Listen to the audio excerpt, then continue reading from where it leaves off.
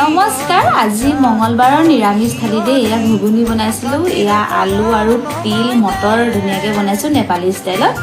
এইখিনি দাংবডি ভাজি, এইখিনি বিলাহী চাটনি, এডোখৰ ভোট জলকীয়া লৈ লৈছোঁ আৰু পাপৰ। এতিয়া খাওঁ ধুনীয়াকৈ।